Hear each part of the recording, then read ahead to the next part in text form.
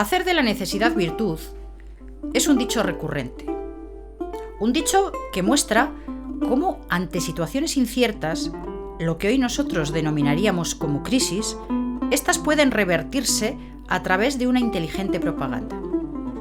Esto sucedió en Florencia, a comienzos del siglo XV, cuando ante un peligro inminente, para el que la ciudad estaba exhausta, ésta reaccionó promoviendo una acción simple, pero de enorme efecto: convocar un concurso para realizar un segundo juego de puertas con el que engalanar su baptisterio, Il Bello San Giovanni. De tan singular coste económico, aquello significaba que su república contaba con los recursos suficientes para encarar una guerra y, es más, asegurar su salida victoriosa de esta. La realidad era bien distinta a la percepción creada. Florencia no contaba con ejército, había de contratarlo a condotieros, mientras que Milán, el Gran Ducado, estaba preparado para continuar la política expansiva que durante décadas había desarrollado y que le había llevado desde las últimas décadas del siglo XIV a tomar bajo su mando las ciudades-estado de Lombardía. Ahora, esta política se continuaba hacia el sur, en arremetida contra Bolonia y muy probablemente contra Florencia.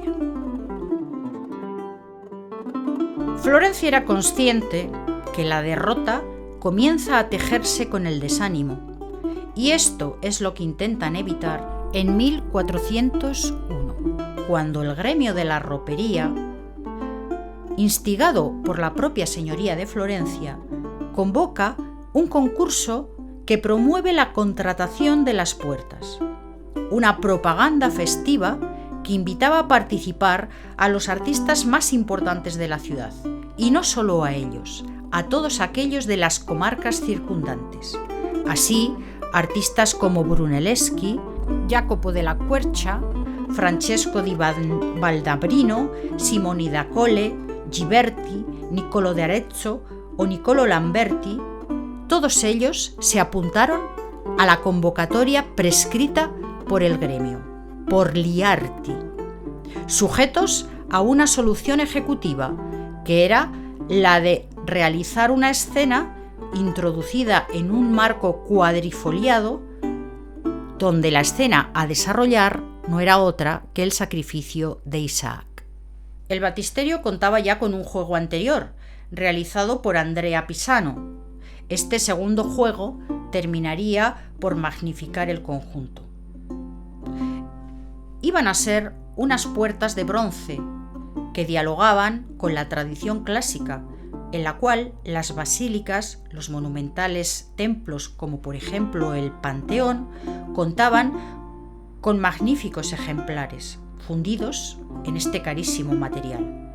Acometer una empresa de esta envergadura era ponerse en paralelo con Roma, reivindicando a través de ello las instituciones urbanas, sus orígenes clásicos, su solvencia técnica y, por supuesto, su solvencia económica.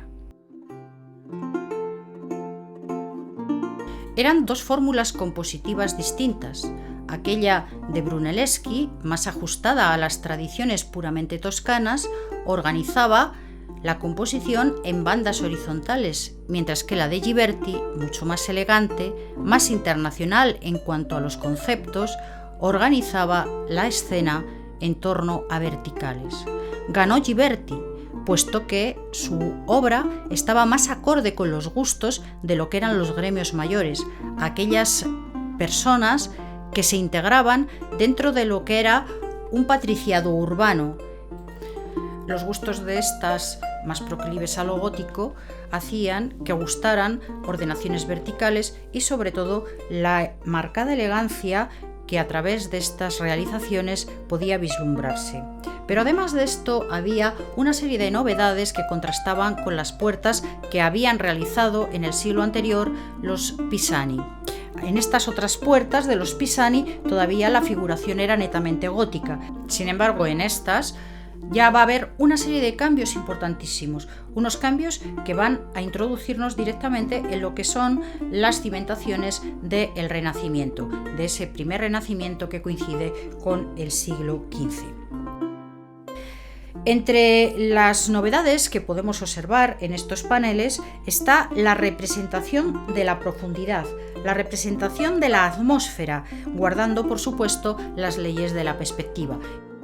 Esto lo podemos observar en estos dos paneles que tenemos presentes. En la parte superior tenemos a Cristo hablando antes de los doctores y aquí podemos ver esa perspectiva marcada sobre todo en la arquitectura, una arquitectura de carácter clásico con pilastras y donde está construida siguiendo las leyes que corresponden a la representación de la tercera dimensión. Y lo mismo podemos observar en la parte baja, donde vemos a Cristo echando del templo a los mercaderes, donde también se observa este cambio, esta novedad perspectiva, donde nos encontramos con una perspectiva diagonalizada que crea una fuerte profundidad hacia los fondos, precisamente por la salida de esta fuerte masa arquitectónica que irrumpe hacia el exterior en un ángulo agudo que llega hasta el espectador. También podemos observar en estos relieves un marcado naturalismo, tanto en la forma de trabajar las figuras, con un modelado sumamente blando y con unos rostros inspirados en el mundo clásico, como en la manera de trabajar, por ejemplo, la vegetación, donde la rugosidad de las masas arbóreas hace que la luz, al incidir sobre ellas, genere y multiplique las luces y las sombras. Y lo mismo podemos decir en lo que son los fondos propiamente del relieve, en los que a veces aparecen paisajes urbanos que se van desdibujando, van de alguna manera subsumiéndose con la propia limpieza del fondo. Esto indudablemente es una manera de trabajar esa tercera dimensión con una destreza que hasta ese momento prácticamente había estado inédita. Por tanto, hay un nuevo sentido del paisaje y un nuevo sentido de los interiores, todos ellos, tanto paisaje como interiores, trabajados con una gran minuciosidad. Pero además, lo más interesante de todas estas realizaciones, que ya están de alguna forma introduciéndonos en lo que van a ser los cambios del Renacimiento, por encima de esto también hay conexiones con ese gótico internacional marcado por la elegancia. Así, la verticalidad de las figuras, las organizaciones simétricas, los gestos, el alargamiento que observamos en algunas figuras y sobre todo las posturas cadenciosas marcan todo el conjunto con una grandísima elegancia, algo que alegró la vista de los florentinos de su momento y que hizo que estos sintieran que estas puertas, pues de alguna forma, eran aquella realización gloriosa que significaba la emergencia de la ciudad. Quiso la historia que la contienda no llegara a dirimirse. La muerte del duque en 1402 interrumpió esta deriva. Sin embargo, la ciudad hizo suya una victoria que nunca fue decidida, que nunca se llevó a cabo. ¡Hemos vencido a Milán! Corría por las calles. Una sensación de triunfo reforzada por el arte, por un proyecto costosísimo que, firmado en 1403, después de decidirse el ganador del concurso, no se concluirá hasta 1424, y en el que, para poder concluirse, este arte de la ropería hubo de contraer créditos onerosos para terminar de financiar la obra. De igual forma que la señoría hubo de emitir deuda pública, préstamos en definitiva forzosos, para sufragar los gastos de esa contienda de Milán, una contienda que no se había llevado a término, pero que había originado importantes desembolsos, puesto que había que pagar las tropas que se habían contratado.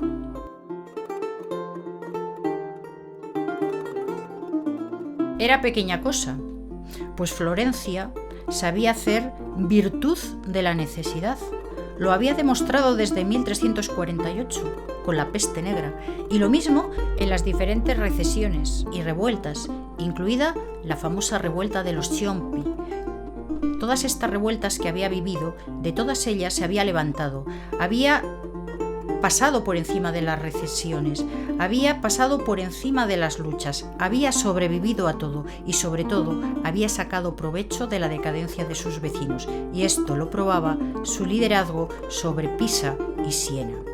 Ella era como David, la figura que la representaba, pues siendo insignificante joven, aquel valiente pastor hebreo había vencido a un gigante filisteo, a Goliat, haciendo, por tanto, del héroe bíblico la representación simbólica de esta república.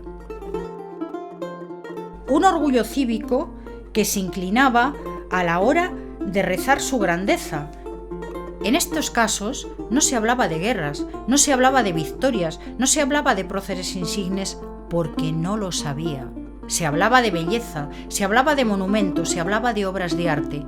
Así, cuando en 1403 Leonardo Bruni escribe su alabanza a la ciudad de Florencia, este subraya literalmente cómo su hermosura destaca por encima del resto de las orbes y nos dice: las grandes proporciones de su arquitectura y la grandeza de sus edificios, su esplendor y magnificencia, sus esbeltas torres, sus iglesias de mármol, las cúpulas de sus basílicas, sus espléndidos palacios, sus murallas almenadas y sus numerosas villas, su encanto, su belleza y su decoración. Por tanto, el arte también trabajó en favor de la imagen y sobre todo de su significado glorioso, y como en este caso demuestra cómo para evitar una crisis o para enajenarnos de algo horrible que pueda llegar, el arte sirve como terapia para crear ese orgullo cívico, ese orgullo urbano.